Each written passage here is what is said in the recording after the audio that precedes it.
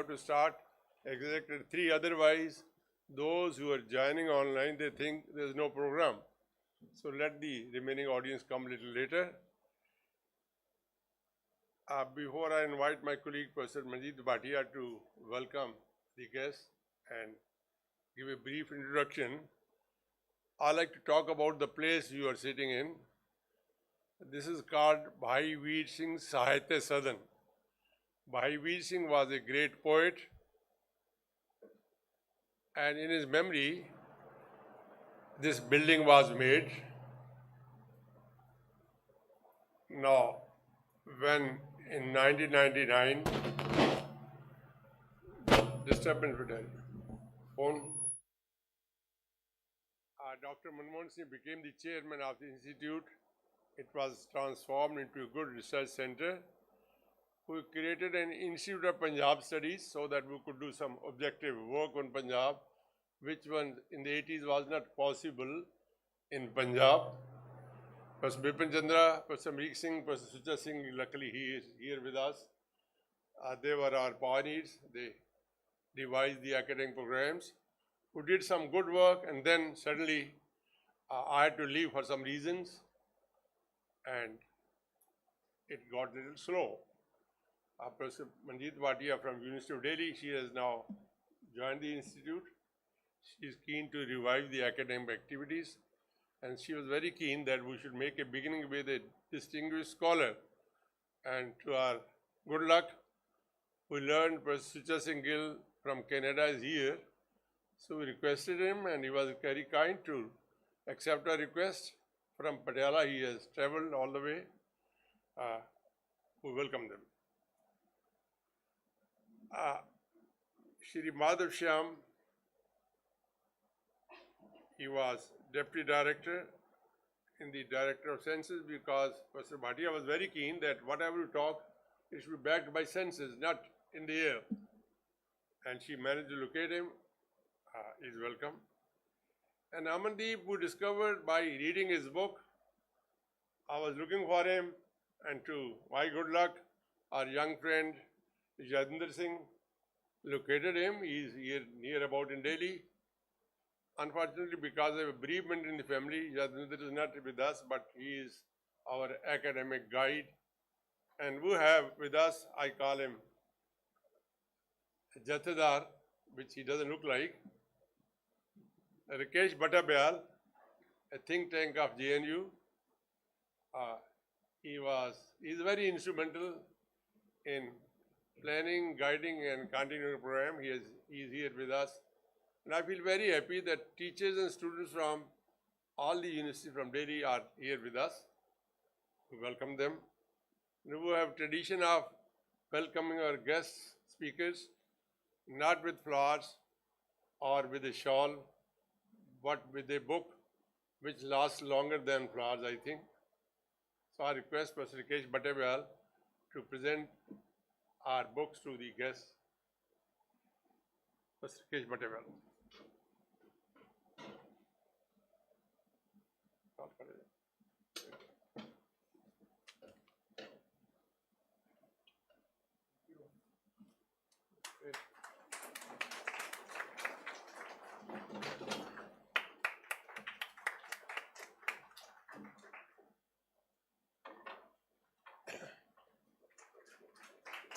Welcome, Kanika. Here you are from Ashoka University.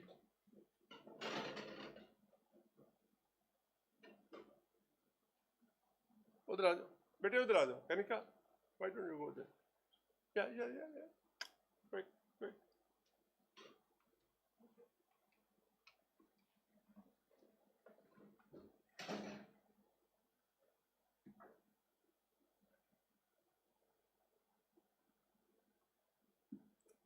As I mentioned, we started an Institute of Punjab Studies, which played some very critical role on difficult days, and suddenly it went down. Now our effort is to activate it, and I'm glad some of our old friends, they have joined us. We welcome them.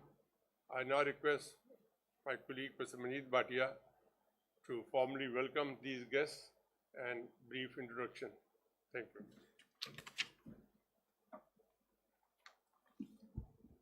Thank you, sir.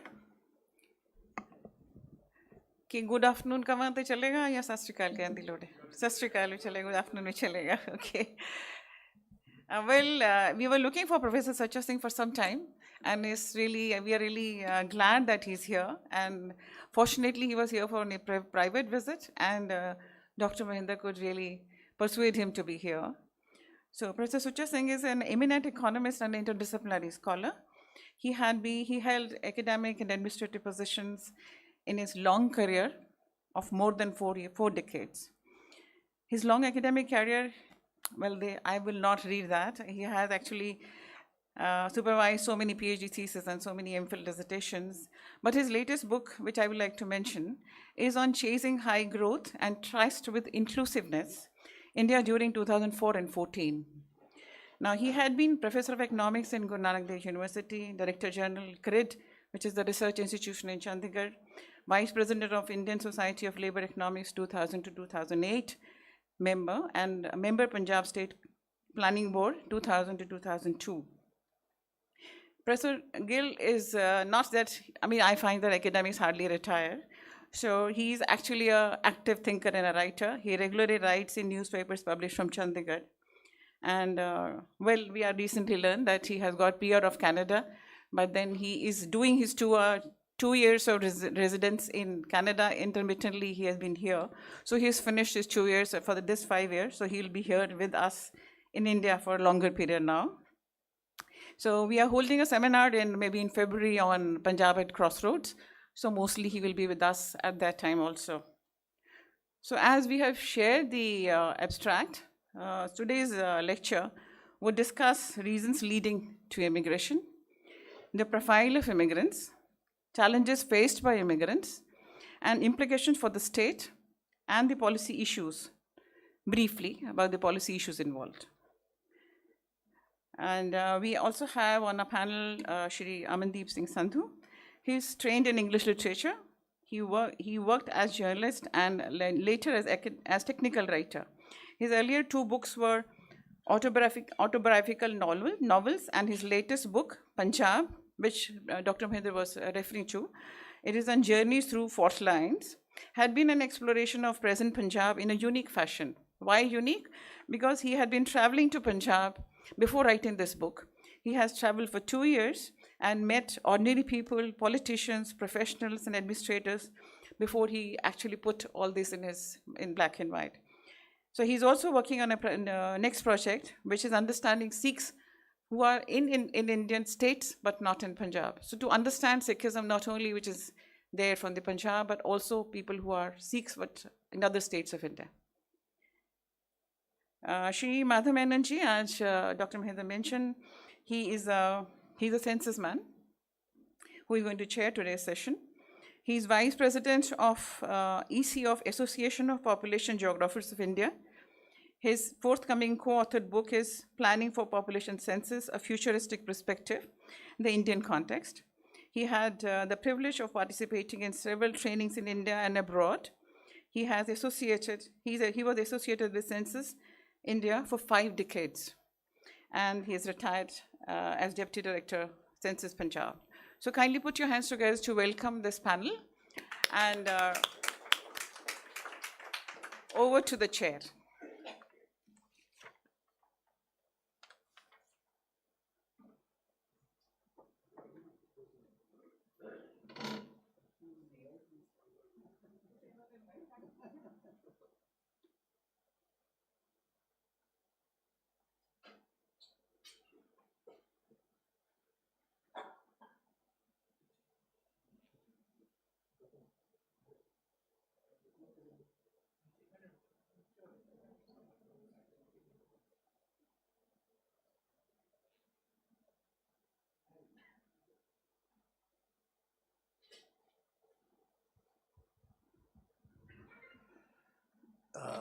Good afternoon, everybody. It's really my pleasure, and I feel honored also to be invited to chair this session. Professor Gill Sahab, I've known him for many years, an eminent economist. I've seen him working in different capacities. And I think you all are privileged to have him today here to deliver his lecture. I request Professor Gill to kindly present his presentation or lecture. Thank you very much.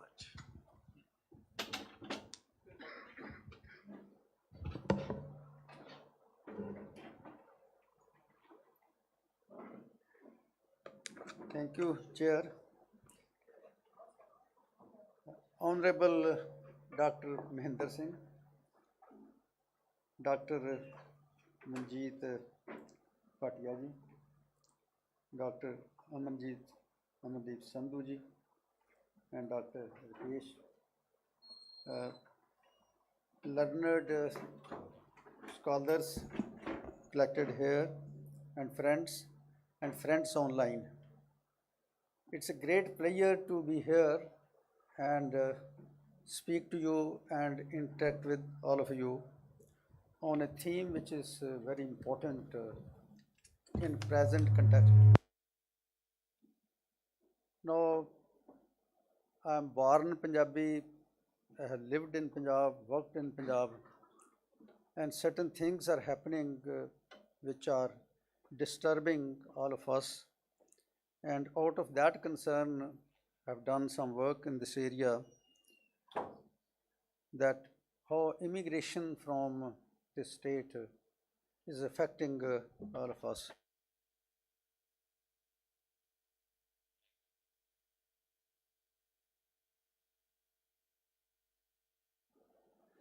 This lecture is essentially on immigration abroad. It's not concerned with the immigration of Punjabis from to other states of India. So let us have clarity on this issue. And earlier, when we were talking about out migration from Punjab, it was largely migration to other states in India. That was a dominant phenomena. And in migration to Punjab was from eastern states, UP and Bihar, Madhya Pradesh, Chhattisgarh, Jharkhand, and other areas. Now, in the recent periods, some trends have reversed, and it has produced a peculiar situation where some people are saying that the middle class in the state and the upper class in the states, they are almost disowning the state. So nobody want to live here, settle here, especially they want their younger progeny to go abroad. So it is out of that concern that I am going to speak to you on this theme. In fact, Census have been producing data on migration, including international migration. After 2011, census have not taken place, so no data are available in that sense. The institute where I worked last, CRID, Center for Research in Rural and Industrial Development, my colleague Professor Nanda worked with a French scholar named Jacques Vernon, and they produced a report, Dynamics of International Out-Migration from Punjab. So the first part is largely based on that. So in this, they relied on a sample survey, and sample was very large. It consisted of 10,000 households from where they had collected data, and they collected data from 3 regions in ratio to the households in the state. Majha region, which consists of present districts of Pathankot, Gurdaspur, Amritsar and Tarn. Then Doaba region, which consists of Hoshiarpur, Shahid Bhagat Singh Nagar, Kapurthala and Jalandhar. And then rest of Punjab is called Malwa region. So these 3 regions, they collected data and produced a report. And according to that report, Punjab has 11%, nearly 11% households which had one or more immigrant abroad. So 11% of the households have one or more persons abroad, so which means very large proportion of Punjabis have links abroad. And if we look at regional variation in 3 regions, we find that 24% of the households from Doaba region were having immigrants abroad.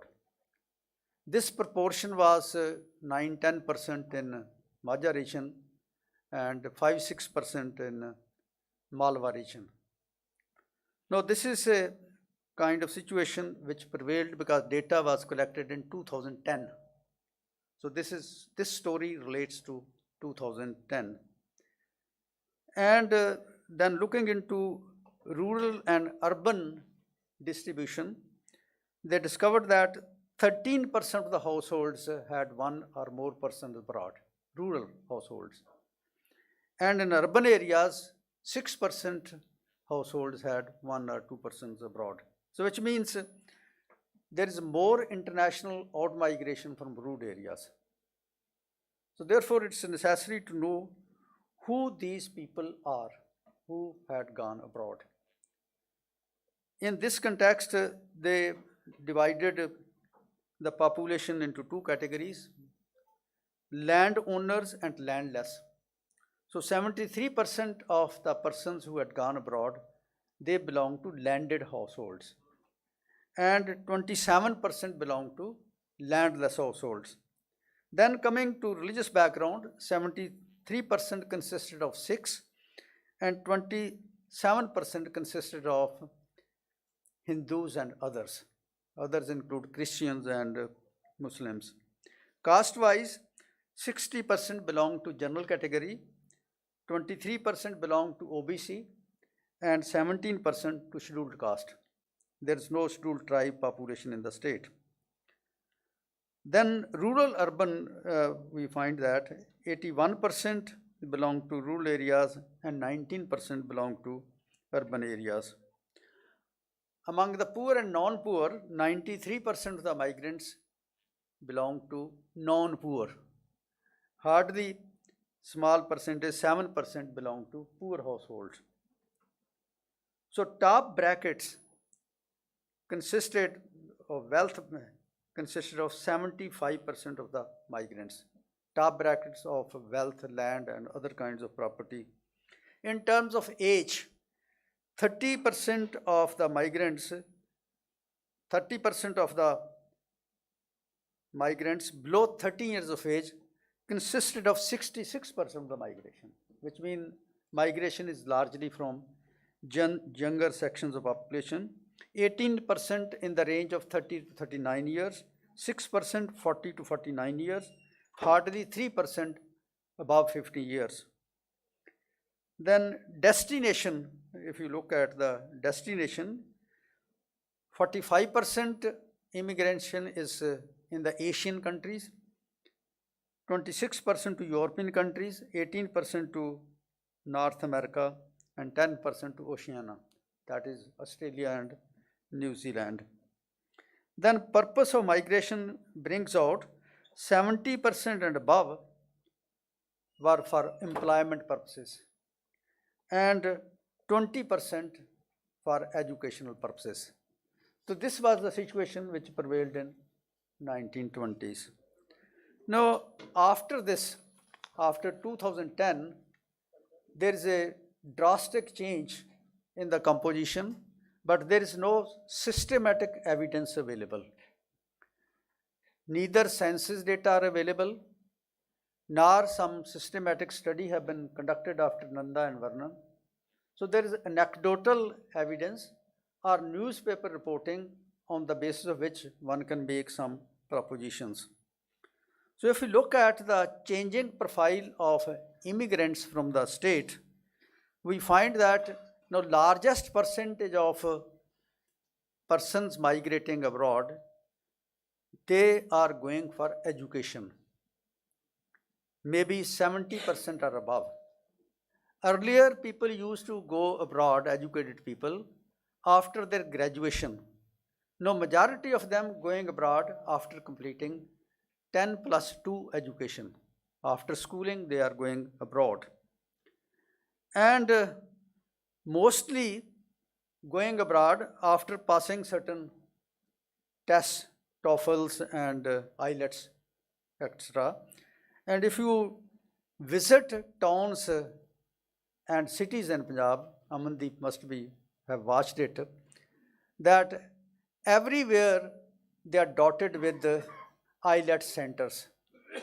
On every corner the board is there that here tutorials are held for IELTS and TOEFLs. And in every town you find travel agents who say that visa is assured 100%. Some they are writing that you can make payment after you receive the visa.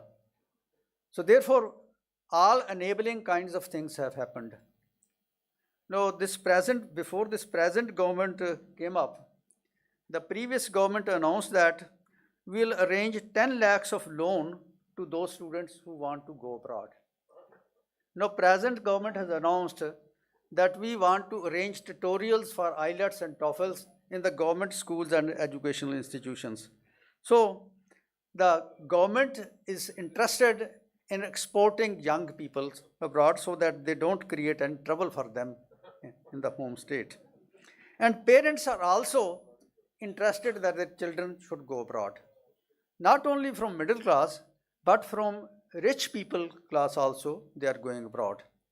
And roughly speaking, if you are to bifurcate this immigration, you find that the rich and upper middle class and peasant migration is to English-speaking world largely, to America, Canada, Australia, New Zealand, Great Britain, and somewhat to other European countries. That is from OBC and well-off people. The immigration abroad to the Middle East is from lower category of population, poor peasantry, and you find SC people who are going there as laborers, as drivers and operators of machineries, doing all kinds of things. This is because in this region you don't get citizenship, chance to settle permanently. From middle class or from upper class people, they go for business, but that is the first step to go to English speaking world. So that is the change which is taking place, and because of this, the scale of migration has also increased considerably. Now, recent data released by Consulate General Chandigarh, they say that last year they issued around 2 lakh visas from Chandigarh region, which consisted of people from Punjab, Haryana, Himachal Pradesh, Jammu Kashmir, and Chandigarh as UT. And among 2 lakh peoples, majority of them were the students. And second category of people who were issued visa, they were for PR-ship or something else. If you look at Greater Toronto areas, which largely consists of Toronto, Mississauga, Brampton, and some areas around that, there are 2 lakh students who are present there. So it's a very large number of students who are there. And you find their presence there. There are students who go from ordinary families. They make arrangement for first semester fee, travel expenses, and living expenses for some months. And after that, they have to arrange for themselves. There is another category of students whose parents have made a lot of money. They have plundered the state. They belong to the sons of bureaucrats, police officers, politicians. They go there, buy a big car, and they move on the roads of Brampton and Mississauga with the open door sometimes, with speakers playing songs of Moosewala. But there are large number of students who are a worried lot, who have to make the arrangement for their survival in the coming months. So this kind of distribution you can find out, but this upper class is a small number. Majority of the students and their dependents who have gone there, that belongs to really middle class or lower middle class who are there. Now I will like to concentrate a few minutes on what kinds of problems which these immigrants are facing there. The first problem which has been highlighted in the recent months is related to the frauds conducted by travel agents and the colleges which are fraudy colleges. In Surrey this year, 750 students were detained because last year they were admitted to some college which did not exist. When students went there, they found that college was not there. Then they sought admission in the alternative college. And since their visa were for those colleges, then their case was detected and they were threatened to be reverted back to Punjab. Mostly they were Punjabi students. And then there is pressure of local population. Gurdwaras became actives and a large number of organizations approached the MPs, Punjabi MPs. They raised the matter with the Ministry of Education. And then they said that they got visas on the basis of their admissions in a college which did not exist. This means some officials of the consulate general, they were also involved. So their case should be treated sympathetically, and as yet they had not been deported, but they face the difficulties. Then another sort of difficulty is that most of the students who are going abroad, they are not students who are going for degrees, for graduation, for BTech, BDS, or for MBBS or some other course. They are generally going for diploma courses. They are doing diploma course as electricians, construction activities, electricians, plumbers, and such kind of activities, the low category of jobs. And there are some colleges, I have seen some of them, they hold classes only for one day. For the rest of the day, they say that you go and work. Field work. Not field work. You find the work for your survival. And students also know that they have come here not to get degrees or education, but to get settled there. So that is something which is happening, and a bright students who are passing those IELTS and TOEFL courses, they are getting admissions, and such colleges are also existing in USA. There are fraudy colleges in USA also. And few years back, I think 7-8 such colleges were detected in California, and admissions of some students were cancelled. So this is one problem which they face. Second problem which students face there is that there is a lack of opportunities to work. Since they have to work for their survival, so availability of work is very important.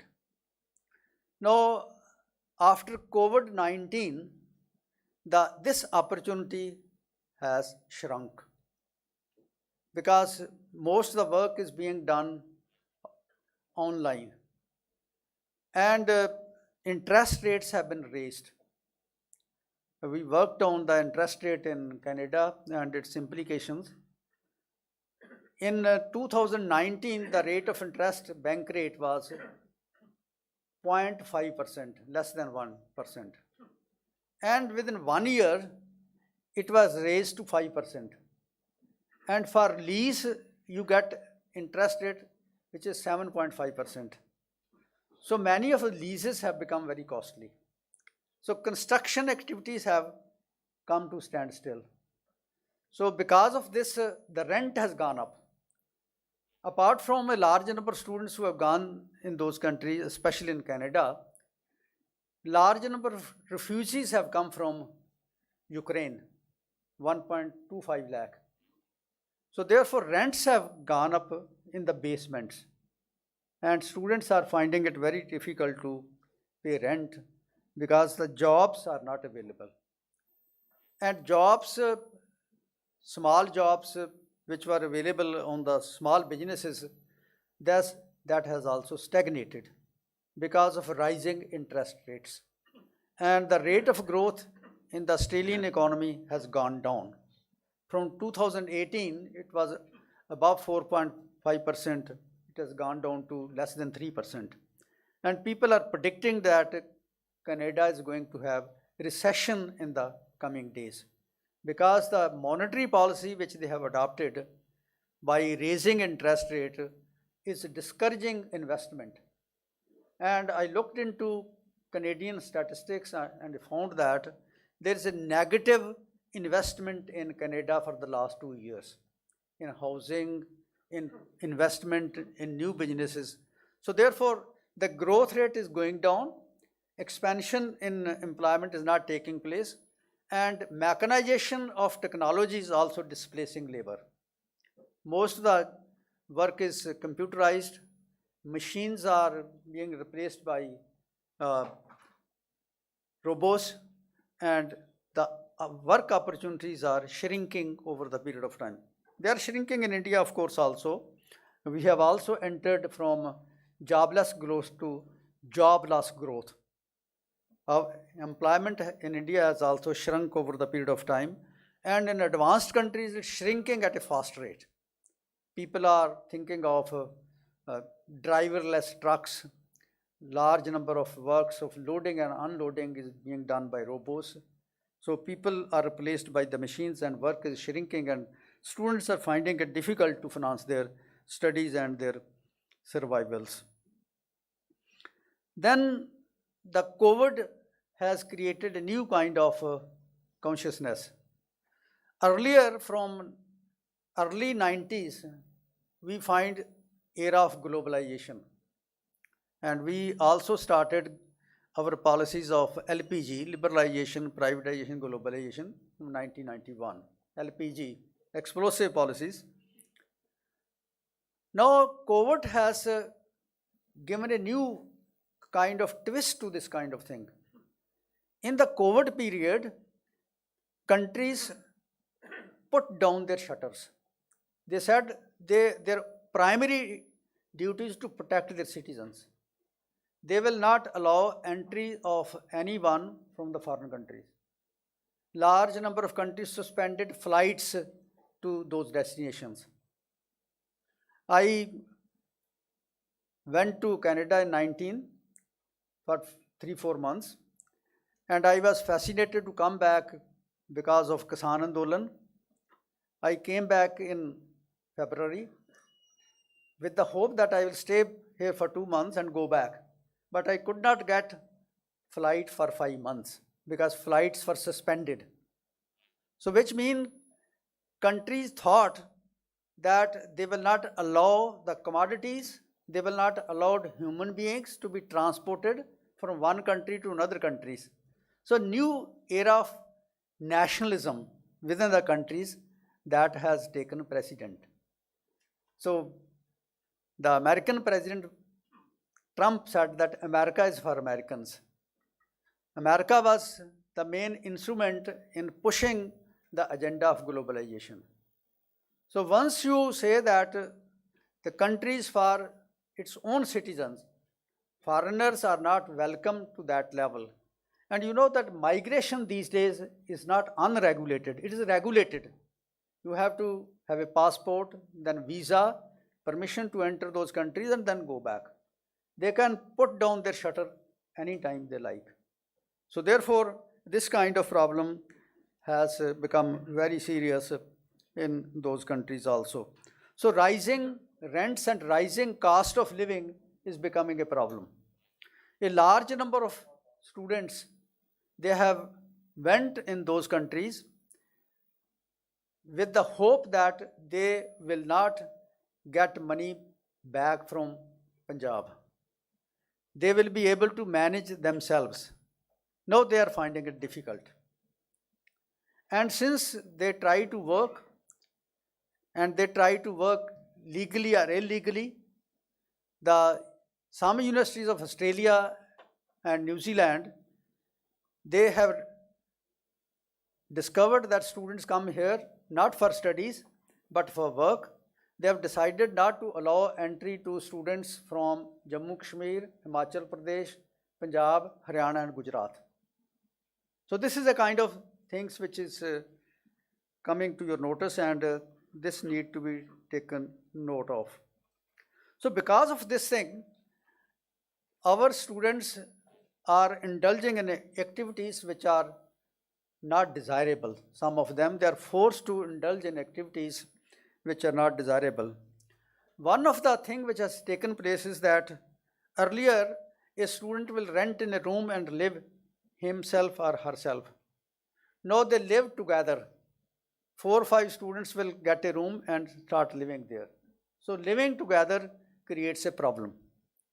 And sometimes they develop relationships and consequences of the relationships also, and which they don't want to report back. And then you find that some of the students face a lot of tension. Because of tension, they are facing heart attacks. Some of the students have indulged in drug smuggling, and they start taking drugs and they die of overdose. Some of them have indulged in theft of cars. Some of them have died in the accidents.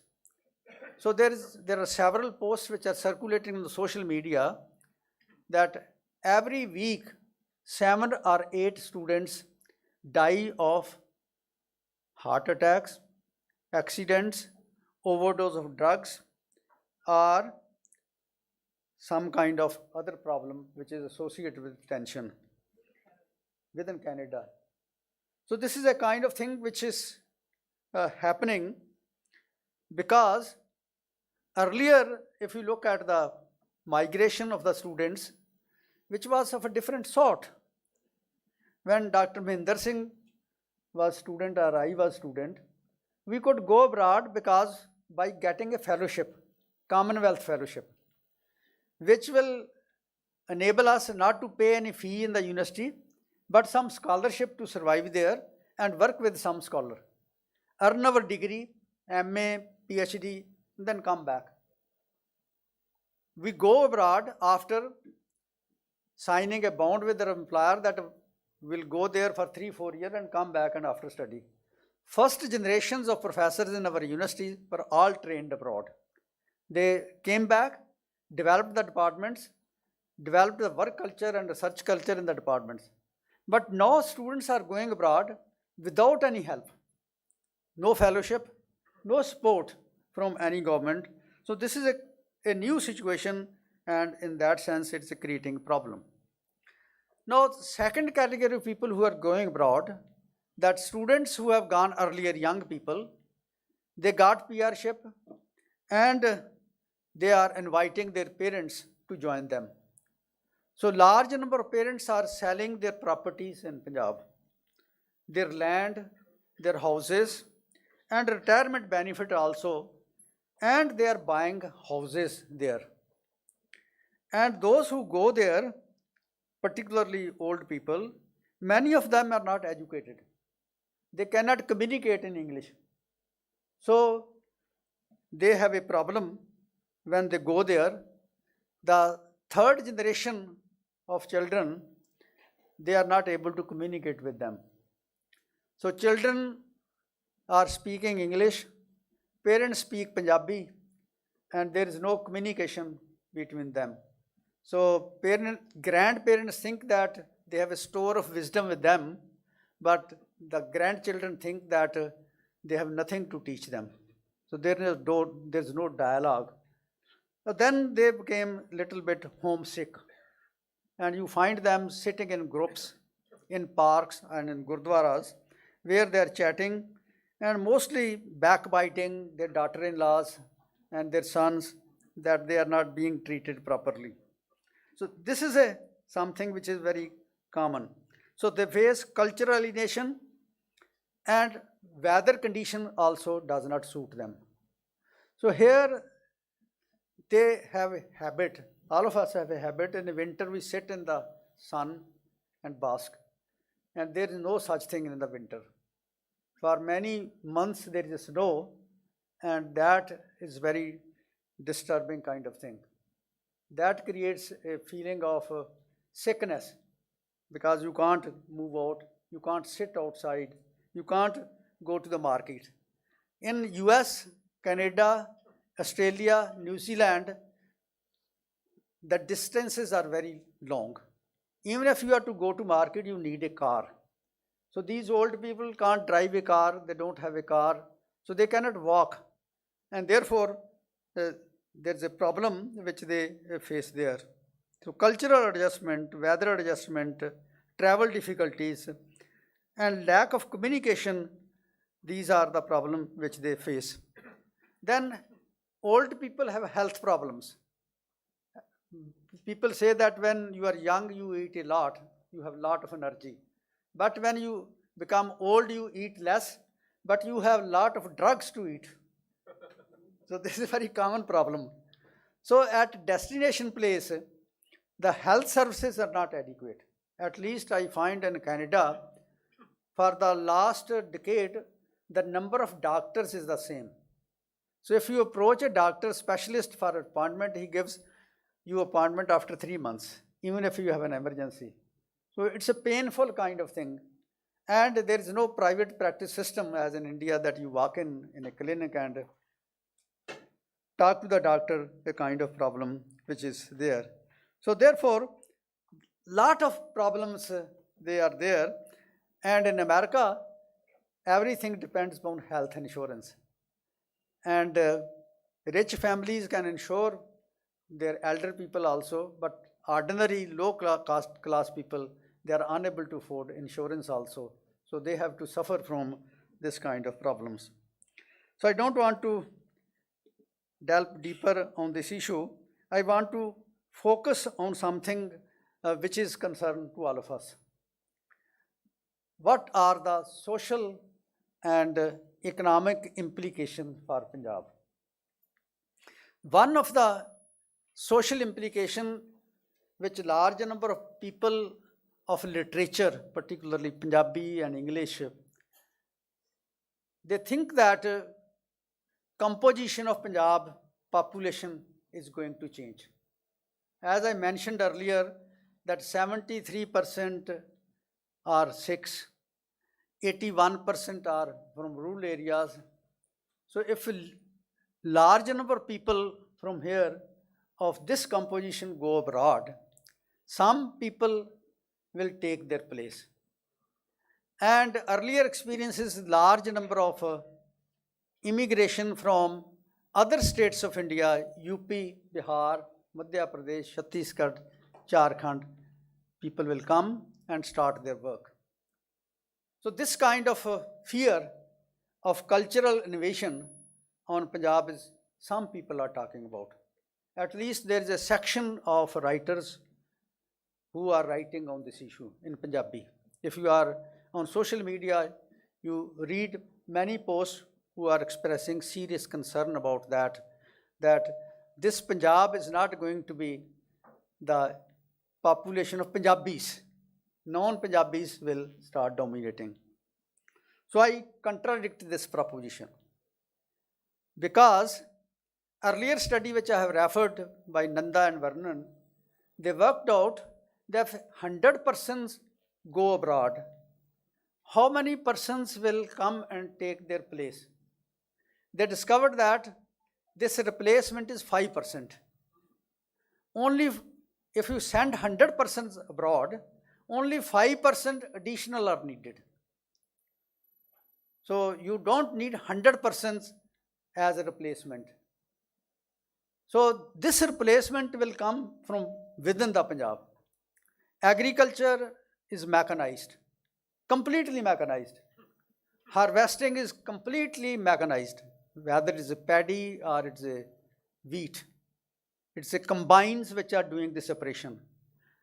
Only paddy transplantation is done by manually. And large amount of local population have also started involving in that. Earlier, entire operation was done by population coming from UP and Bihar. Now there is a large number of people who are going for direct sowing of paddy. PIU is emphasizing a lot.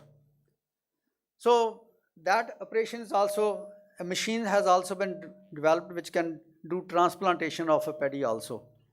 Its operation has started, but it's not very popular as yet. But emphasis on direct sowing. Some people say that 10 to 20% paddy is also sown directly. And PIU is claiming that there is no loss of productivity. There is saving of water, saving of labor. So this is something which is, and I believe that technology is replacing the labor, and much labor is not coming to Punjab. This is because unemployment rate in Punjab is much higher than national unemployment. When 2017 periodical labor survey data was released, it projected that India has achieved highest unemployment rate, known unemployment rate. It was given. And in Punjab, this rate was 7.5%. So which means the unemployment rate in Punjab is much higher than the unemployment rate in the rest of the country. Among the educated unemployed, this rate is 17-18%. So unemployment rate being very high and finding work is difficult, so labor from UP and Bihar is not favored destination. The earlier labor which has migrated, of course, it is settled there, it's there, but it's not, most of labor now is not coming on the scale it was happening. When we studied labor migration in 90s, early 90s, 6.5 lakh migrant laborers used to come seasonally in Punjab.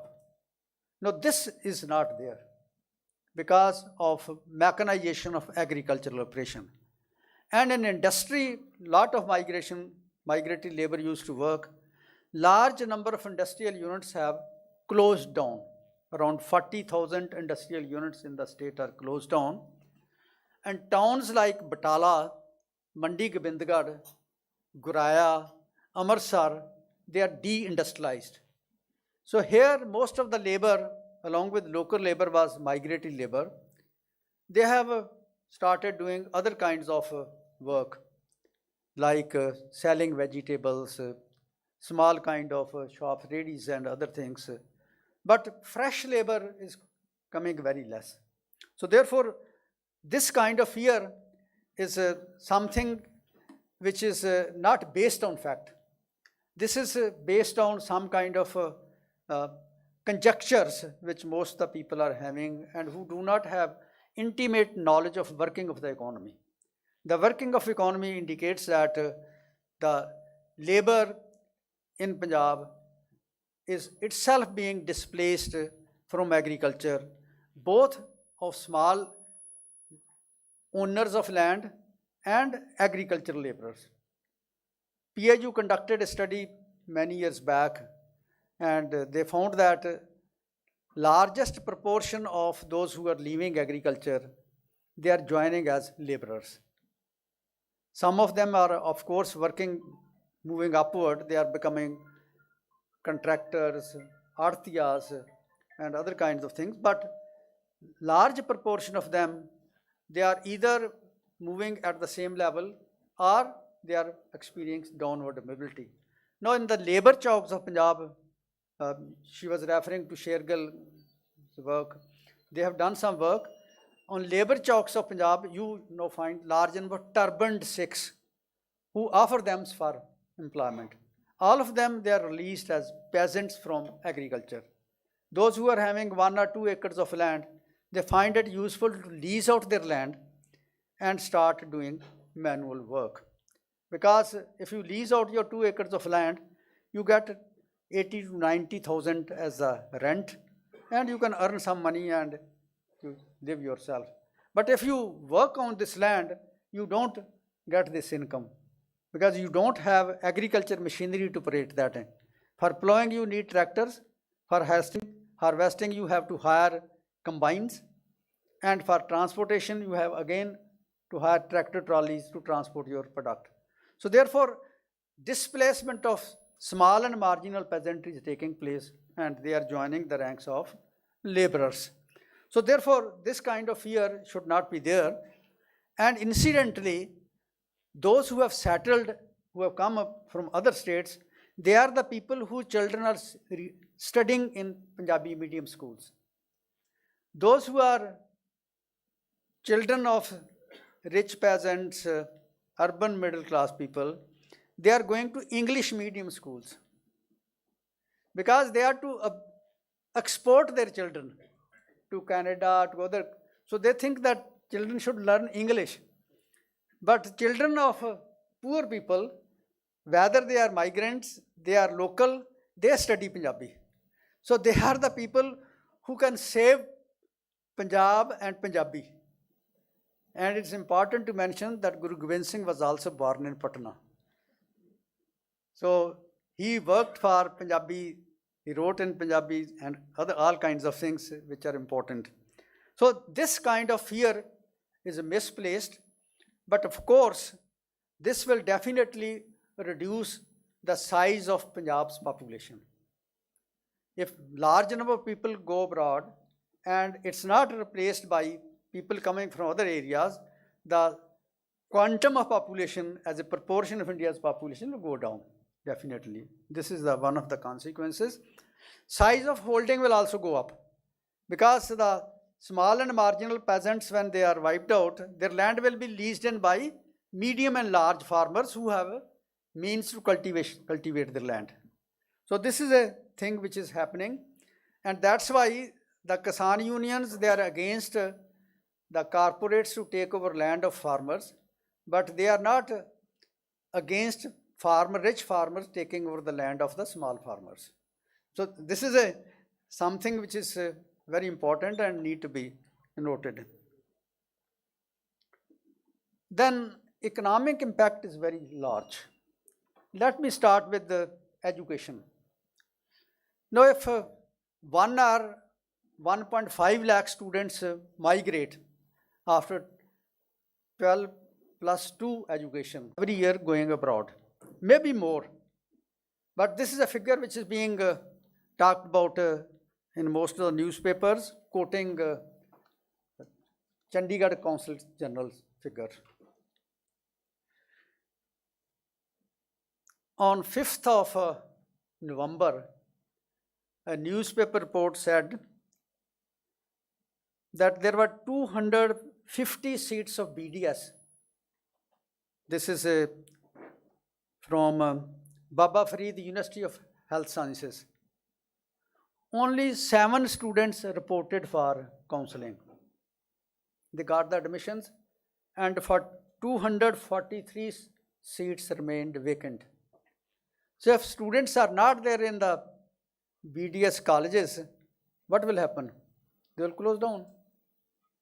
So College of Nursing, colleges which are providing education for BDS, there are engineering colleges, there are College of Technology, there are College of Management, unaided mostly, they are getting closed down. Earlier there was a joke which was going on that people are opening these colleges in the farms, poultry farms, which were becoming unviable. So they were opening there. Now the reversal is taking place. These colleges are becoming poultry farms because students are not there So you have to use those buildings, and all kinds of things are happening. So one can count several colleges which have closed down. Now, the technical universities are reporting that 50% of the seats which have been created during last 1 decade or so in technical management courses, they are lying vacant. And the students in some of the universities which are very large, lovely professional universities, Chandigarh universities and Chitkara universities, more than half of them are from other states and also from abroad. So Punjabi students, they are very less to be there. Now, a report from Jalandhar and Amritsar, which are our very important centers of education, indicated that traditional college of general education, DAV College Jalandhar, DAV College Amritsar, Hindu College Amritsar, and other colleges, they brought out that in the BA first year or BSc first year, 50% of the seats are unfilled. So admissions have fallen. And in some of the rural colleges, the admission has fallen to very low level. It's difficult to run the courses. In terms of new education policy, where 500 students are not there, college is likely to be closed down. So large number of rural colleges will be closed down, or they will be merged with other colleges. So impact is very large, and those colleges which are unaided, which have to survive on the basis of fee collected from the students, they are likely to face a difficulty. And many of the colleges are built on the basis of loans taken from the banks. They are unable to return their loans, and this investment will become unproductive ultimately. Already in Lara Kaga, there is struggle is going on. College is closed, and teachers and employees are struggling that their employment must be saved. And present state government has taken up a position that in that college, there is a Jagat Baba Guru Nanak Dev University of distance education at Patiala. It's finding difficult to find a place at Patiala. They are saying that we are going to shift there.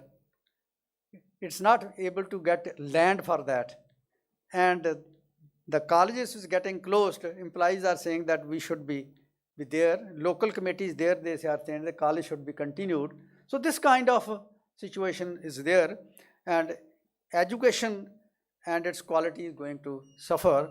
And in the second stage, the universities are going to be victim of that kind of thing. My visit to my loved university, Punjabi University Patiala, where I worked for almost 4 decades, I find that the composition of students, I looked around, has changed a lot. I inquired, and to my surprise, I found that more than 40 to 50% students are from SCs. The proportion of SC population is 33-34% in the state. But in the university, the student composition is much larger. And in terms of government directions, you have not to collect any fee from them. So university have to fend for itself. Government is not ready to take the burden, and university is in debt trap. 150 crore is the overdraft debt of the university. And university is faulting on the payment of salaries and pensions to the retired teachers and employees. So this kind of impact is going to be there. Then economic impact is much more serious than it looks to the eyes. A few years back, my colleagues at Punjabi University worked, that is around 2009-10. They worked out that Punjab has fallen from first position in per capita income at national level in 92-93. We were at number 1 among the major states. And now we are among the states 14 or 15 positions. And UTs are included, then much lower than.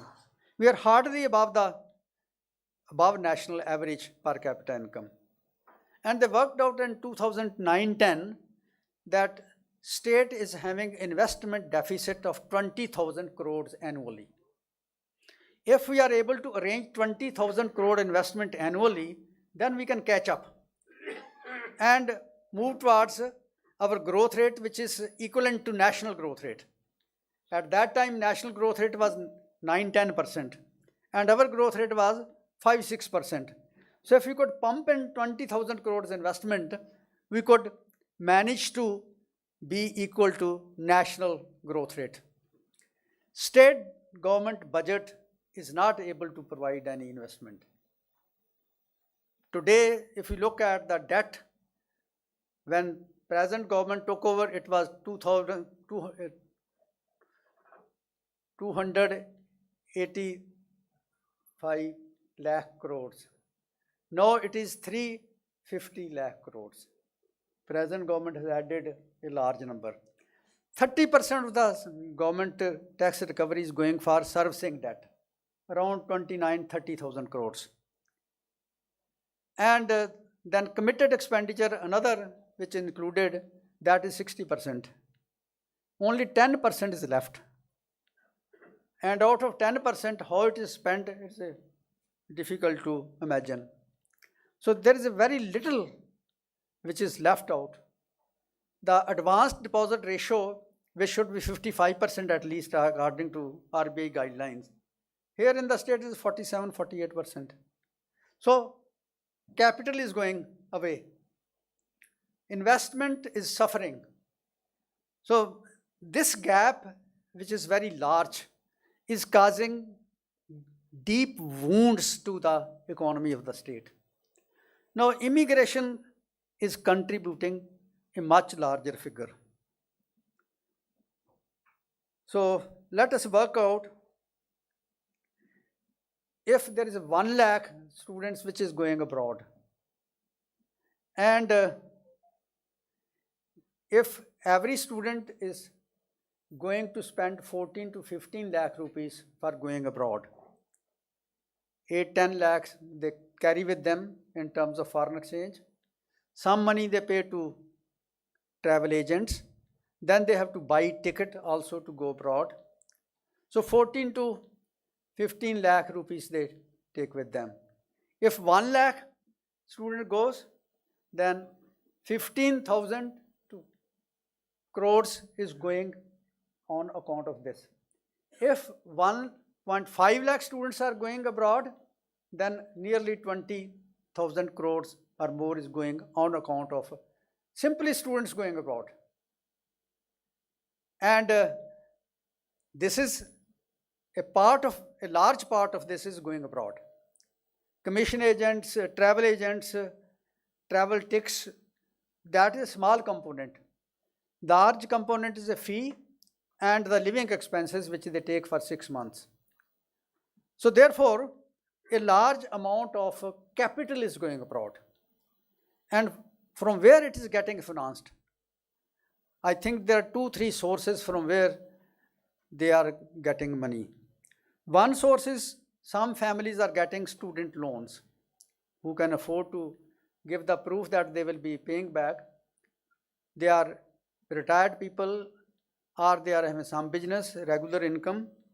So they get student loans. Second thing is they sell properties.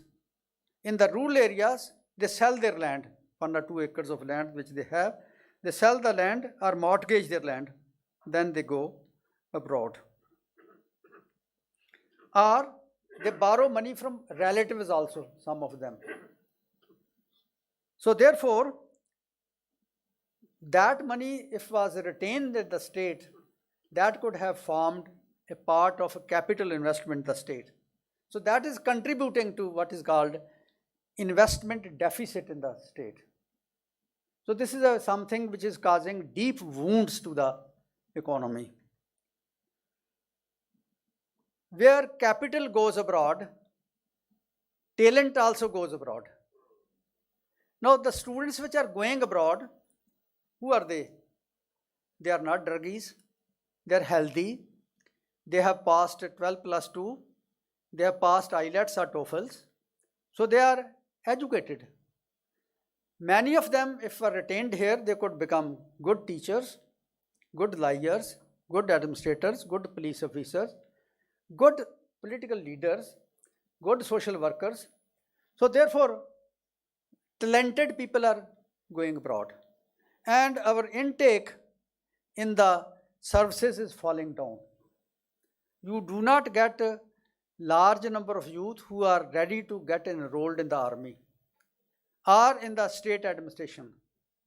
So large number of students from Haryana, neighboring states, who pass the test of Punjabi at 10th level, they are also entering the state in terms of employment.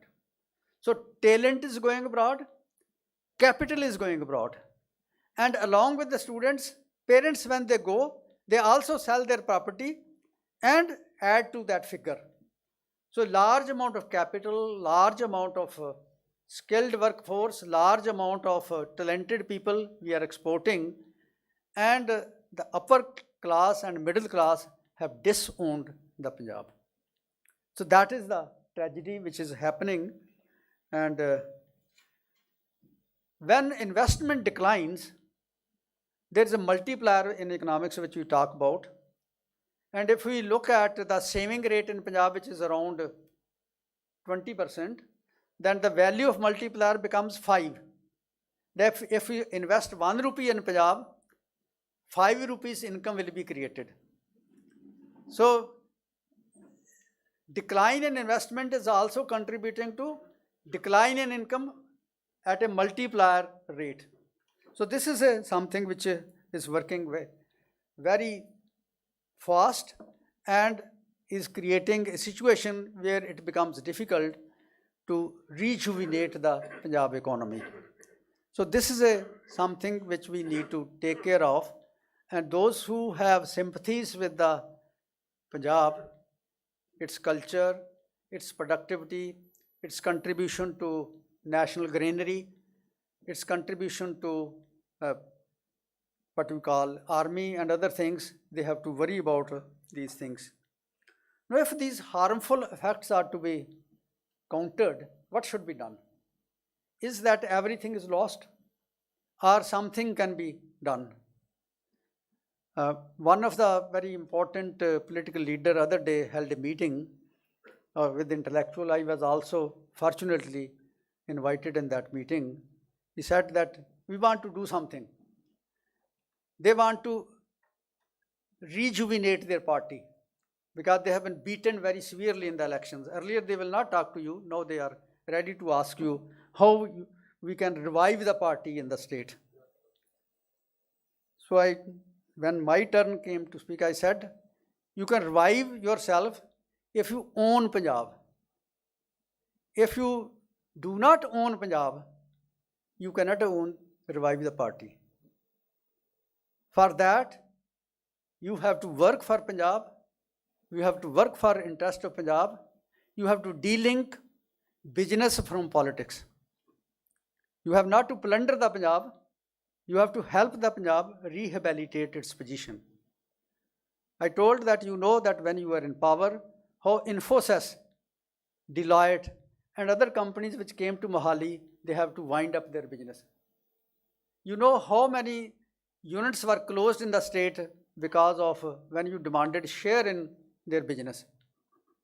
So that is a kind of story which is, so if the elite in Punjab does not own Punjab, the others will not own Punjab. So therefore, the policy implications are only for the party which leads Punjab. So if a party which leads Punjab is able to do something, some reversal is possible. So therefore, if you want to look into why capital and young social capital is going abroad, you have to look into causes of it. And a large number of students are going abroad because education quality has gone down. consistently budget on education and health has been cut down from 97-98 onward. In 97-98 word, 24% of the government budget used to be for education. 12 to 13% budget was go for health. Now, if you look at the composition of budget, you find that hardly 13% budget is for education and 6 to 7% budget is for health services. So there is a collapse of education right from school to colleges and universities. And there is a collapse of rural health services.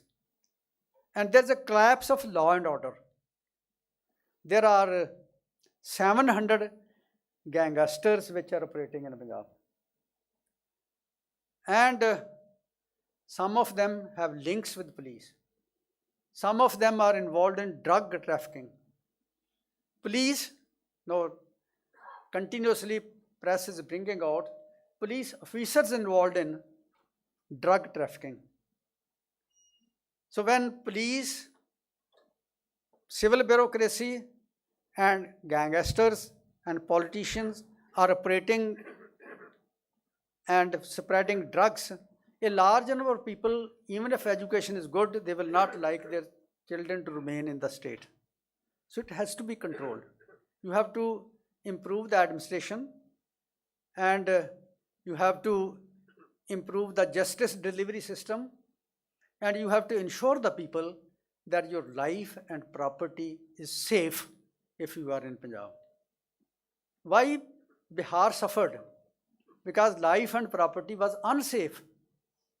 So if you make that situation in Punjab, same thing will happen. So therefore, governance is a first priority which has to be there, and quality of education, health services, that if is improved, you can create. And then a third thing which has been done, a unique kind of experiment. Some people say it's a Gujarat model. I do not know if it's a Gujarat model or not. If you are recruited in government service, first 3 years, you are paid only basic salary. You are not given house rent allowance. You are not given price rise allowance. And your service is not counted for retirement. And there is no retirement pension. You are kept on fixed salary. So if such kind of employment you create, who will like to service in the government? Government is supposed to be a model employer. And if model employer becomes a bad employer, then look at what the private sector will do. There is a typical situation that a research scholar in the university gets 30 to 35,000 a month. And if you become a lecturer, you get only 25,000 rupees, assistant professor, and for 3 years. And if you are to join as associate professor, again 50,000, when salary is 1,25,000 for 3 years. So there is no mobility from one university, from one college to another colleges. A bad model of employment has been created, and people are not ready to work at that kind of situation. So this has to be changed.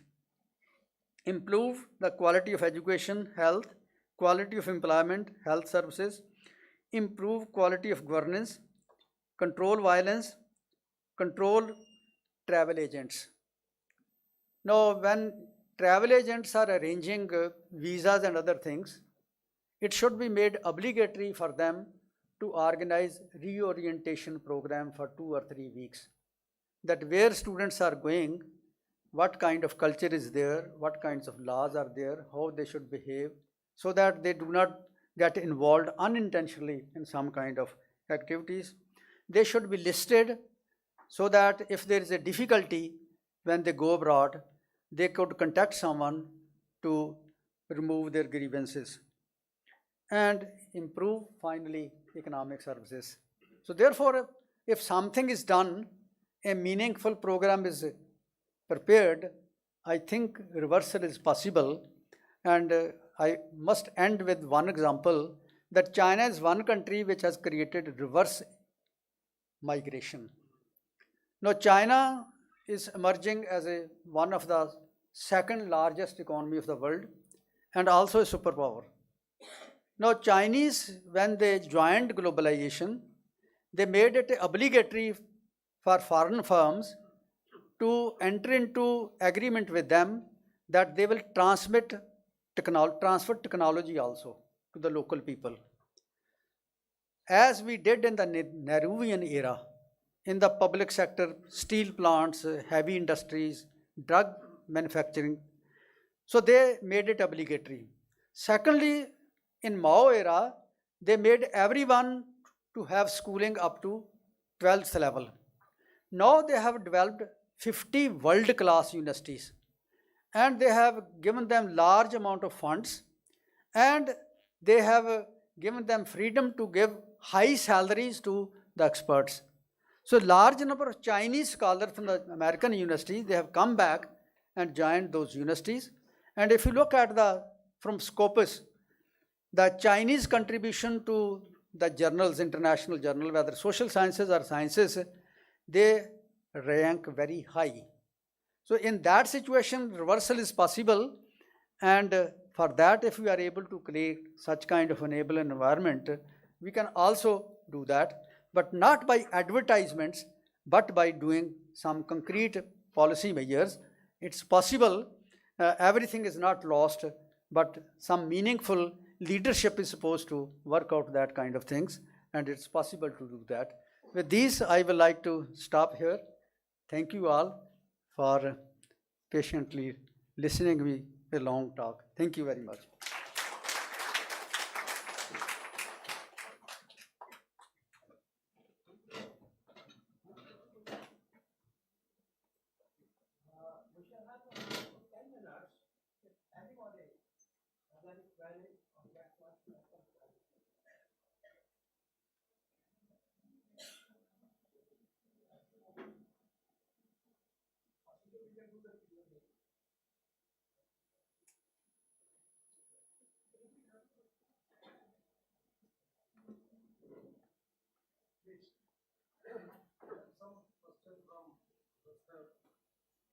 Gill, as you mentioned that 70% students go abroad for education. Is there any data available with you that how many are coming back? If someone is going for education, definitely quite obvious he will come back. How many of them coming back? Hello.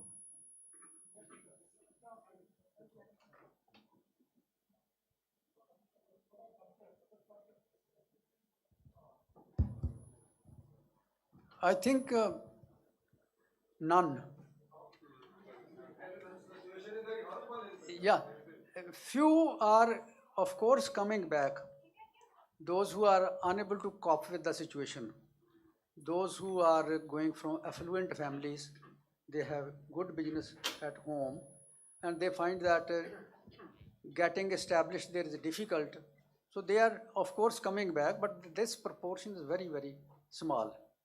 So in fact, those who are going abroad, their primary purpose is to get settled down there rather than come back. That's why they are not interested in degrees, they are in diplomas. This is the problem.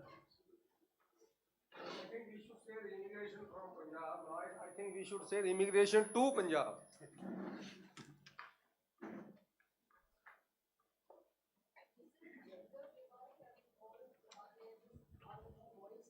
Less girls, or is it equal?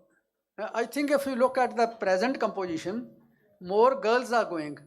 Wow. Because TOEFLs and IELTS are cleared more by girls. And there is a contract, some kind of contract. A girl clears IELTS, gets admission there, and her visit abroad is financed by a boy who is unable to clear the IELTS, so that after the girl settles down, the boys also follows her.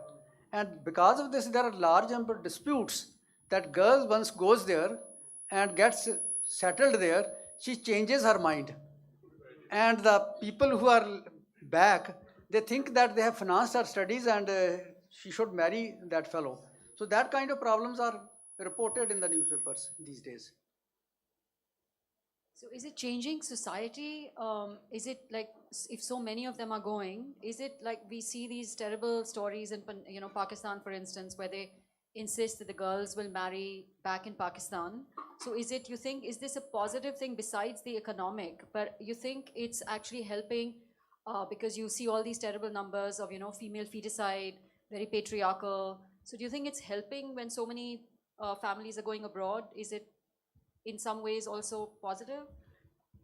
I think if you have listened to my earlier presentation, 93% of the students who are going abroad, they are from middle and upper classes. And these are the family which experience most of the female feticides. Okay? So the girls who survive the female feticides, they are passing the IELTS and they are going abroad. So from this, it cannot be concluded that it will stop female feticides. That is a social phenomena that belongs to preference for male child, and for that mindset has to be changed, and that has to be dealt with the women's movement, that equality is achieved in every field. But in present state of affairs, this itself is not helping us much. Yeah.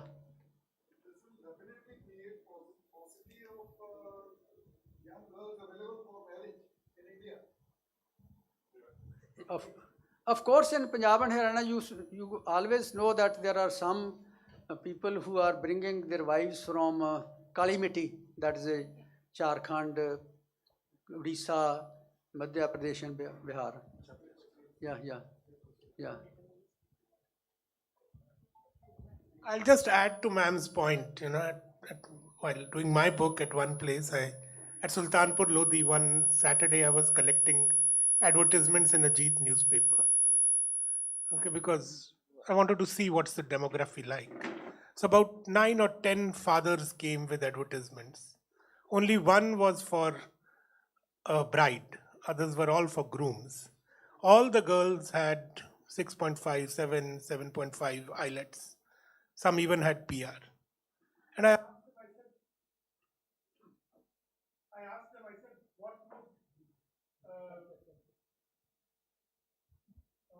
who do you expect to marry your daughter? They said he should just be 10th pass, but not the green card. And I didn't say to them, but in my mind it is a recipe for disaster.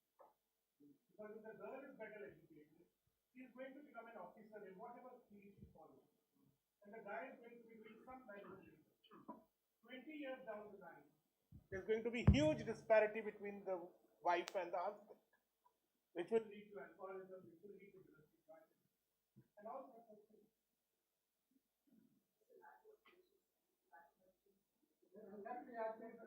Let me add to this kind of experience that some of my acquaintances, they had a marriage at this time. The boy was also equally qualified.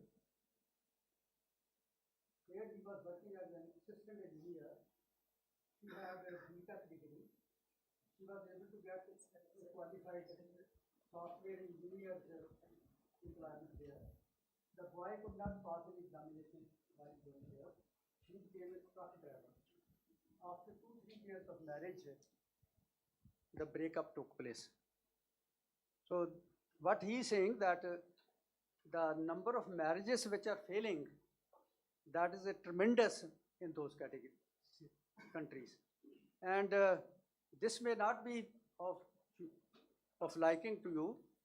In India also this is increasing, but once a girl is a self-dependent, she is employed, she does not want any domestic violence.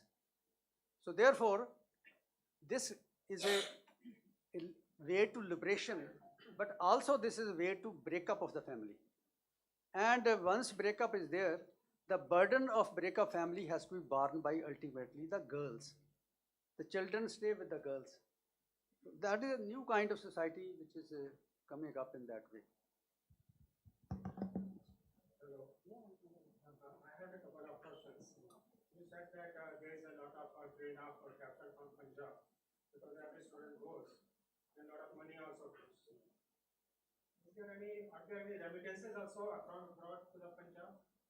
Once they have gone over there and settled there, like in the States also, in Canada also, the persons who are settled over there, aren't they remitting any money to the state of Punjab? I think some remittances are coming, but largely from Asian countries. From advanced countries, some remittances are coming, but not in large quantity. From the Asian countries. Yeah. Canada has anyways opened immigration for families. They've made it easier in last 1 month.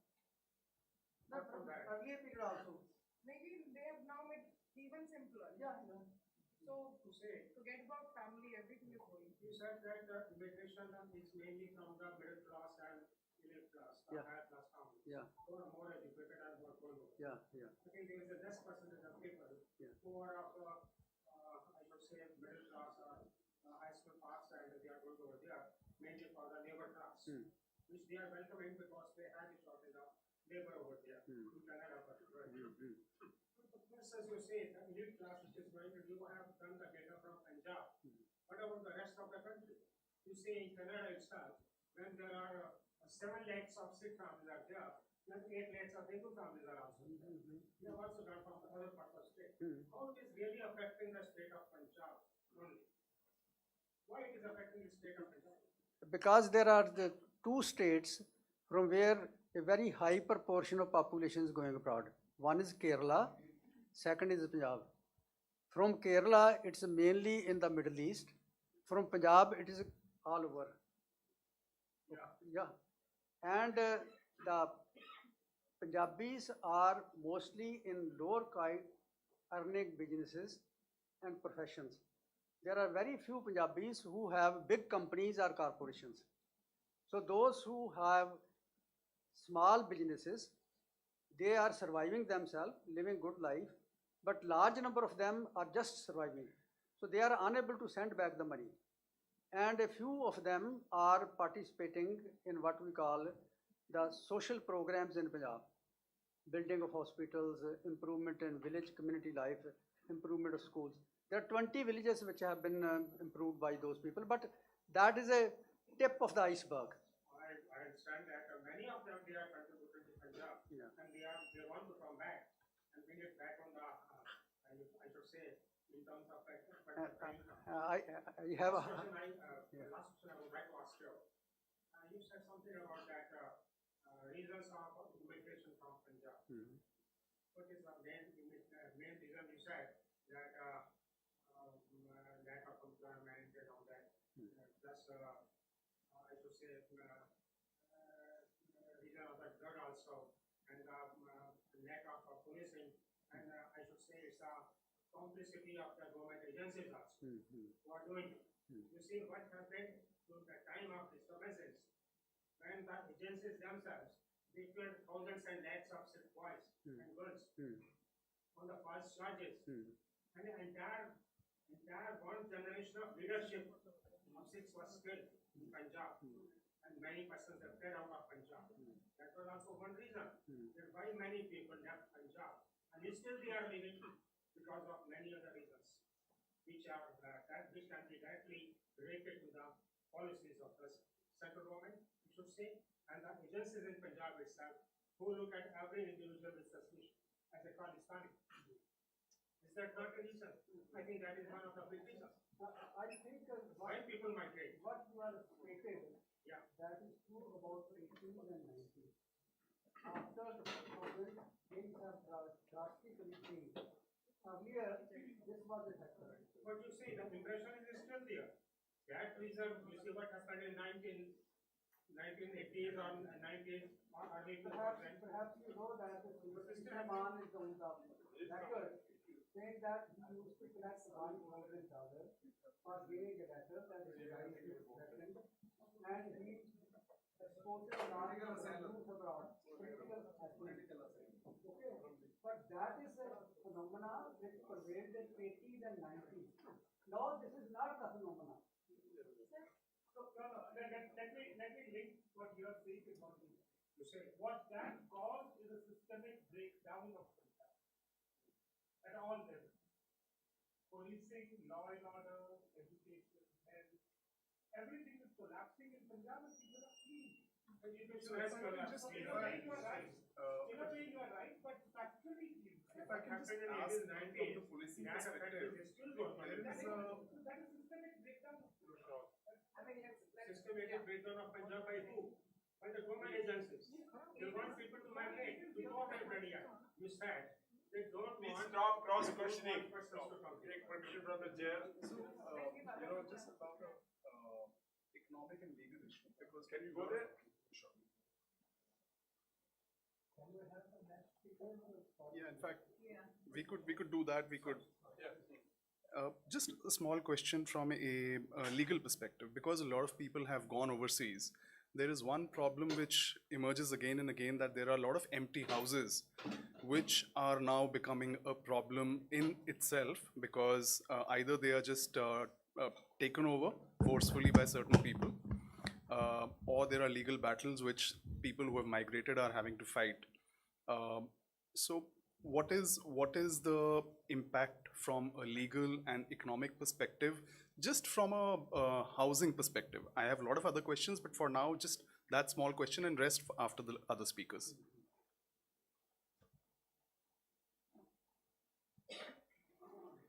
I think from a legal perspective, there are local agencies in those countries which are helping those people. The houses in Punjab are being, their houses back here in the village, Yeah, they are being forcefully taken by people. of course, the NRE property is an easy target by the influential people. Influential people firstly have taken over the Shamlat land, Panchayati land, they have occupied it. They have occupied government property in rural areas and urban areas. Now their eyes is on the NRE properties, whether it is a house or a plot. So that part is there. That's why government of Punjab has created Ministry of NRI.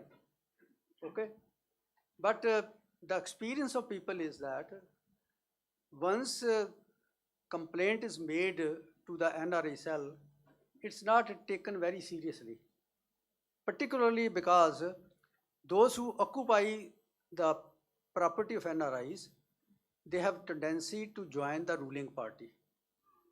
So the case which you must have in mind belongs to one house being occupied by MLA in Ludhiana or near that.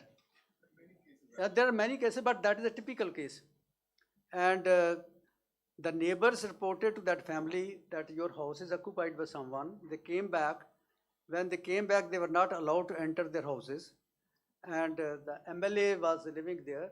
She said that she has got that house rented in, and a false kind of document was created. And there was a lot of pressure. After 1.5 months, ultimately BKU, Bharatiya Kisan Union, intervened and that house was got vacated. But no case was registered against that MLA. So the crux of the story is that those who are having a position of power in the state, in the government or in the administration, they are trying to occupy the properties of NRIs. And the public pressure is also there to block it once it comes to the public notice. So cases are there, but cases are otherwise also there. So that kind of things are happening, and the people who are living abroad, they are worried about their properties here.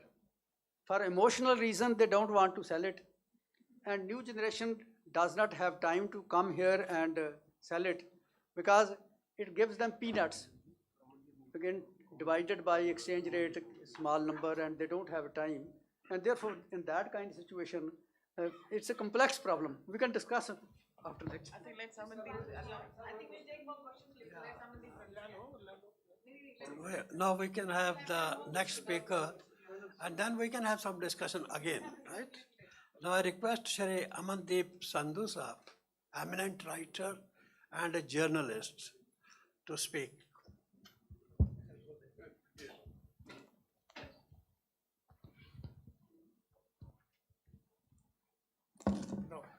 Hello, we are well into the discussion, and the choice in front of me is hot tea or me, because that is, no, I think, I just want to raise, Sir focused beautifully on Punjab, on, on limited context that we are looking at.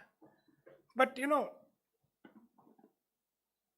two parts here. One is that the history of human civilization is a history of migration. For now, we are thinking this is Punjab, this is our land, this is where this crisis is happening. But we must also keep a larger outlook to this, that barbarism and migration are the two ways to look at human history, human evolution actually. Because if we actually look at, we are all coming from somewhere from Africa, millions of years back. So let's not get too caught up with, this is happening to Punjab right now. In this very place where Punjab is today, there was once the Harappa and Mohenjo-daro civilization, which disappeared. If Punjab, people empty out Punjab, I see it as a symptom of something which is happening, just like drugs are a symptom of something that is happening in the region. To me, migration is a symptom and not a phenomena in itself. Like Green Revolution is, or what has happened to agriculture in Punjab, is a symptom of what is happening to the place. That is my perspective. It's very different from an economist's perspective because he's giving you facts and figures and data. But the larger perspective, and we should keep it in mind. Because I'm right now looking at another kind of migration, which is of Sikhs who left Punjab and who have gone into the rest of the country, which economically was studied 20, 30 years back. But we haven't looked at it culturally. We haven't looked at it, what have these Sikhs done who have gone all over? So we have 50 lakh people. 1/5 of the Sikh community lives within India, but we've never even heard about them. So, because the discourses are rather, lopsided towards Punjab or towards the larger diaspora. So I look at migration as a part of life. People move for better revenues. People move when their own local situation becomes difficult for them to live in. And human beings have forever been migrating. The second part I would want to bring up here is that at least 150 years back, the major reason why Punjabis moved was the British. It was them who took soldiers into the armies, they took, and then they took transporters around the country. They took, like Punjab is known for farming and soldiery. But one of the big things I'm finding out is transportation. So much of Punjabis have been in transport. In fact, they have stitched the whole country together because at one time, large parts of India was wilderness. And it was these people who were driving trucks down where there were no roads even. So that is one part of it. The current for the last 50 years, and as Sir was saying, agencies, I don't think it is agencies. It is the government themselves. For the last 50 years, Punjab has been brutalized. And the systems have broken down. Everything that Sir was saying was actually pointing us to where the breakdowns are. And to me, if we have to fix this, as Sir proposed a few things at the end of his talk, it is to fix the system in Punjab. But we have now tried all the political options, all three parties, and nobody is willing to fix Punjab. So I don't know, I think we'll just all migrate somewhere. And as we migrate, it will be Guru Nanak Sahib, Ujjadju. We become the good people who go and spread goodness all around the world.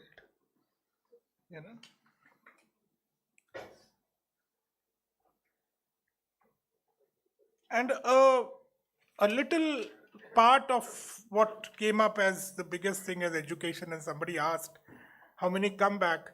Education तो बहाना है जी, मकसद PR ही है, you know.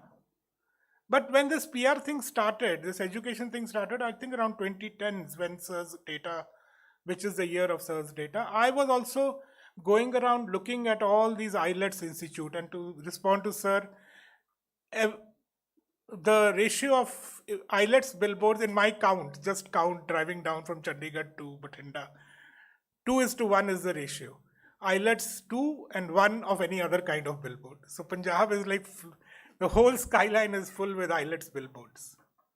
But at that time, I met another countries, I won't name the country, but some senior officers, because I was in Jalandhar and they had come to do this. They used to do contact programs, you know. People, they would just invite children to come and ask any questions they want to ask. Now, of course, in 15 years, it has become much more formalized. And so I just started chatting with them over tea, and I said, what is the reason you are calling these children? They don't know English very well. So they said, our higher education system has collapsed in our countries. So we need funds from India. So I said, isn't this another colonization then? Because the British looted $45 trillion from India. And in 50 years, they lost it. All. I mean, the whole of Europe is basically a creation of colonization around the world. And they've lost it all. And now they're coming back to the third world and sucking up every single penny that is still here. To fund what? Their own higher education systems, their own industries there. Why do you think Merkel was so open about inviting Syrians? Because I was in Germany in those years, and I asked around, what is your national rate of growth? They said minus. I said, yeah, you don't have enough labor to run your industry. That is why you're getting the migrants here. See, we have to, so that's the one word I was missing in this, you know, socio-economic is very right, but political. Migration is mostly political. The first big migration that independence India saw coincided with the creation of independence India, and that was partition. That was completely political. Today's migration from Punjab is political. It's a breakdown of the political system and hence the administrative and civil and education and health and all other systems in the state. According to what Sir was computing, Tribune had a slightly different figure, but it comes to around the same. If 10 years no Punjabi migrates, you can pay back the loan that Punjab has. But what would those people do for 10 years? You have to create a system to occupy them so that they can themselves eat food here, right? So to me, migration is always political, and current migration is an extension of the same colonization that was going on earlier. I mean, I live in South India.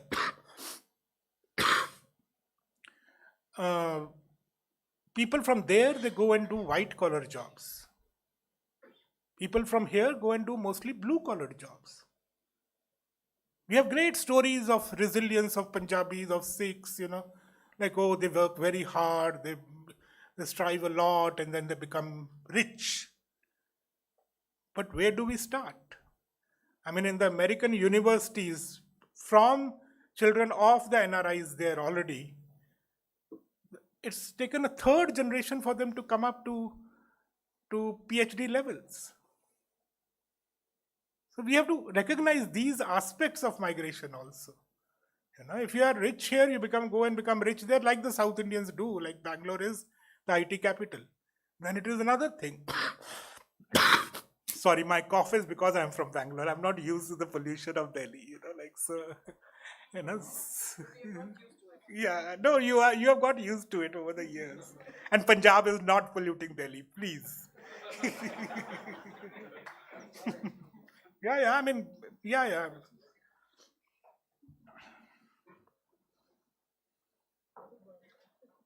My only last remark is on the question that Samir was also asking is what happens to these properties in Punjab. I don't think there has been a count since because I keep following these figures. In 2013, BBC published a report that daily there were around 4,000 cases being filed in Punjab's courts. Half of them were to do with real estate.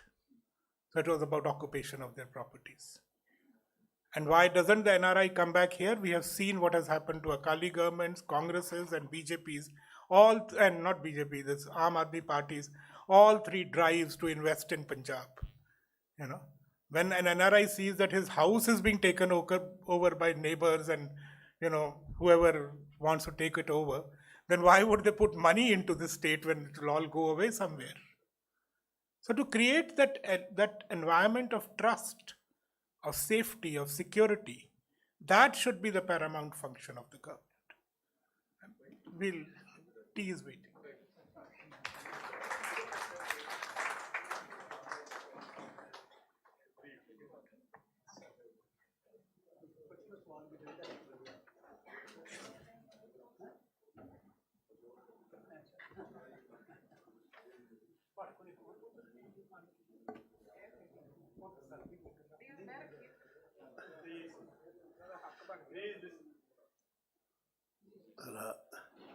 Thank you, Dr. Sahab, for very thought-provoking, and Sandhu Sahab also ideas. First thing we need to understand, possibly, is on the availability of data. What is migration? How it takes place? What can be the sources from which you can see data? In census, we have data on migration. There's a question on that. Migration by place of birth. Migration from place of last residence. So when we talk of last residence, that specifically explains if I am being enumerated here, from where I have come. And that data are released also. One gentleman, Sardar Sahab, asked, do we have any data on return migration, those who go abroad? That was your question, possibly? Yeah, coming, right. We have data when we go for enumeration, your place of last residence. So it can be out of India also. And if you look at the data of 2011 census, the last that took place, the figure was 2,82,000. And out of which 2,40,000 odd was from Asian countries. And within those Asian countries, it was a very high maximum figure from Pakistan, which that took place during partition. Because when we talk of place of last residence, we further break it up. कि 1 साल किन्ने कनु होया आया, 5 साल तक केड़े आए ने, 10 साल किन्ने हो गए, 20 साल तो ऊपर किन्ने हो गए. So that gives us a fair idea about how many. But I don't comment on that कि भाई ये वापस वही आए ने जिन्हें गए सन. It is not that. It is not that, right? Secondly, coming on emigration, कि इंडिया जो बाहर किन्ने जानते ने या पंजाब जो किन्ने बाहर चले गए. There's a report of National Committee on this subject. That report was published in 2001, which talks about Indian diaspora, from where you can get some figures, any figures. And that had estimated something around 25 lakhs from India have gone abroad. For more details, you can have that look. Then there is another report of United Nations, which have brought out figures based on 2020. And that states that during this 20 years period of 2000 to 2020, something around 10 million have gone abroad from India. So then otherwise, diaspora data you can have if you look at the census reports of host countries, they can give you some idea about diaspora. This is one thing. Second, coming to that, Dr. Sahab, observation based on the survey their team had conducted. Yes, he is very right in that way. More from rural areas compared to urban. But then what I personally feel, if it can be looked into, which rural areas? We have villages. We have 12,000 odd villages in Punjab. Villages are small also, with population of only 200. Villages are large also, with population of 10,000 plus. We had around 141 villages in Punjab, based on 2011, which had a population of more than 10,000. And out of these 41, 30 were located in Malwa belt, right? And Malwa belt, emigration from Malwa belt is comparatively lesser than the Doaba belt, right? And in Doaba, only one village had a population of 10,000 plus in Jalandhar district, right? Now coming back to that, if something can be done on pilot study based on villages, we have something around 55% of the villages in the population range of 500 to 2,000. And they accommodate almost 42% of the rural population of the state. On an average, these villages have about 100 to 400 households. If some pilot study can be conducted by selecting just one village from one tahsil, at that time there were 77 tahsils, and doing not for all villages. Bigger villages have relatively lesser out migration to other countries. 500 to 2,000 population range may be an ideal, select that, and convenient to do it also. And then find out, number one, why people intend to migrate. What is the purpose behind for them? Then, where they want to go. These are certain things which need to be statistically tested. These my observations are not statistically tested at this stage. It is observations based on discussions with the people who come from Punjab, outside India to Punjab area. Another thing, those who out-migrate, in which sector they were working, whether it was in primary sector or in secondary sector of economy or in tertiary sector. Who are these people? Because my feeling is, from those who are engaged in tertiary sector, out-migration chances are relatively low from those areas. It is mainly from the primary sector, agricultural sectors. And this, I think, is based on, take the case of Jalandhar, Doaba area. Villages small in size. Land, people, not much money that way, rural people. They tend to out-migrate. Malwa belt, big land holdings. People have enough money, may not, but now the feeling is even that trend is changing because people who migrate have lavish lives also. Others who see, "Arey, wo to bahut acha, hum bhi chale." Trends are changing now. And then comes on the education front, Dr. very well said it. People go for education. But have I looked into what is the pattern? Number one, people holding professional qualification here out migrate and accept even unskilled job when they go out. Why? Because once they have gone out, they don't want to come back. They probably feel it is a social stigma कि भाई यार settle ही नहीं हो पाया. Then another trend which I feel is that parents, they want to send their child abroad.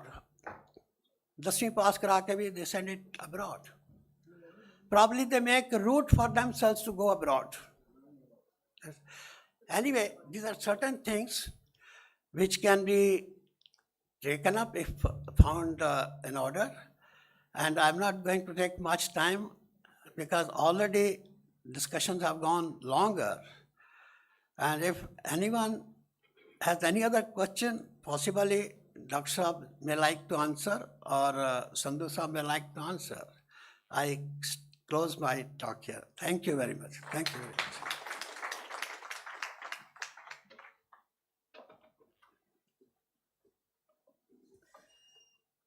Well, I think today's lecture had been very successful because it has raised more questions than it answered. Because the question, the moment, these are actually the debates we all are actually going through. And that's the reason we also want to hold a seminar on Punjab at Crossroads, in which we are going to threadbare discuss all these things which you have raised today. I don't know whether we'll find answer even then, but at least we will be more prepared in the sense that you will have more papers. We are able to bring in Professor Sucha Singh because he was available today. So otherwise, we will be also discussing these issues later also. And the kind of issues which has been raised are, of course, the crux is that whatever Amandeep also has said, that it is actually a structural failure. So structural failure has not happened in maybe in a decade. It has happened for over a period. And unfortunately, the political climate is such that nobody's taking responsibility of that. And in fact, the debt has increased further. And this we are into a vicious circle as far as the Punjab is concerned. But we still, as Punjabis, we never leave hope.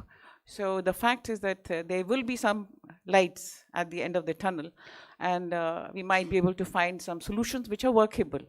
For example, if you're trying to compare with China, China is a difficult and very different kind of political system in which you can do all that. But it's very difficult to do in a system which is at least formally a democracy. So it is not easy to implement, even if you have very clear policies what should be done. So I think, to me, I think it has been a very successful event in which we have been able to raise many questions. And I'm very sure that you people have many questions further also to discuss. And if you have any questions, Professor Sucha Singh Gill will be available at least for 15 minutes with you at the tea, so that you can, if you have any pressing question, you can ask him. After the tea, not before. Yeah. So if he's available, I don't know, he has to leave to Chandigarh. His taxi is waiting. He says he's getting late. He actually has to go to Chandigarh today. So I have to make two announcements. There is another book launch which is coming up on the 10th November. The release of books and discussion, they're on Doli Chaddiya Mariya Heer Chika, Sachkhand Vase Nirankar. The author is Dr. Amandeep Kaur Randhawa, and this is on 10th, and she will be, of course, talking about the book. And the venue, of course, is here. And this will be 10th November at 4 o'clock. And the another one, which is on Friday, 24th November, this is an online lecture on Dr. M.S. Randhawa, speaker, Professor Subhash Parihar, and it will be chaired by Sardar Ramesh Inder Singh. So please do join us. I hope we will be able to take your discussions even further, even in all these kind of discussions. Professor Harjeet Singh Gill, Professor Emeritus from JNU, has kindly consented to chair the event on the 10th November, which is the launch of the book. So please now join us for a cup of tea. Thank you so much.